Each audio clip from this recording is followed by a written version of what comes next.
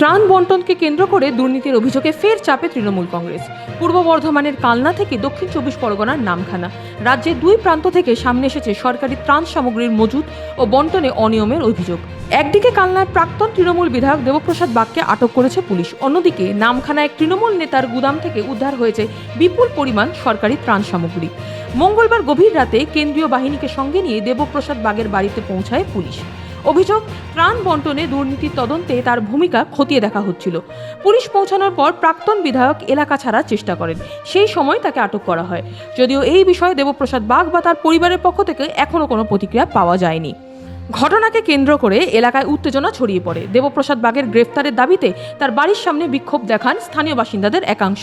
অভিযোগ, দরজা বন্ধ থাকায় দীর্ঘক্ষণ বাড়ির বাইরে অপেক্ষা করতে হয় পুলিশ ও কেন্দ্রীয় বাহিনীকে। পরে তাকে আটক করে জিজ্ঞাসাবাদের জন্য নিয়ে যাওয়া হয়। তদন্তে নতুন মোড় আসে এর আগেই দেবপ্রসাদ বাগের ঘনিষ্ঠ বলে পরিচিত কালনার এক ব্লক সভাপতি প্রণব রায়কে গ্রেফতার করা হয়েছিল। তদন্তকারীদের দাবি, তার পার্টি অফিস থেকে বিপুল পরিমাণ ত্রাণ সামগ্রী উদ্ধার হয়েছে। অভিযোগ, সাধারণ মানুষের মধ্যে বিতরণের জন্য বরাদ্দ ত্রাণ সামগ্রী দীর্ঘদিন ধরে সেখানে মজুত রাখা হয়েছিল। সেই সূত্র ধরেই তদন্তের পরিধি আরও বাড়ানো হয়। এদিকে একই ধরনের অভিযোগ সামনে এসেছে দক্ষিণ 24 পরগনার নামখানাতেও। শিবরামপুর গ্রাম পঞ্চায়েত এলাকায় এক তৃণমূল নেতার গুদামে অভিযান চালিয়ে সরকারি ত্রাণ সামগ্রী উদ্ধার করা হয়েছে বলে অভিযোগ। ঘটনায় তৃণমূলের পঞ্চায়েত সদস্য গোপাল জানা এবং দলীয় কর্মী রামকৃষ্ণ গিরির বিরুদ্ধে অভিযোগ উঠেছে।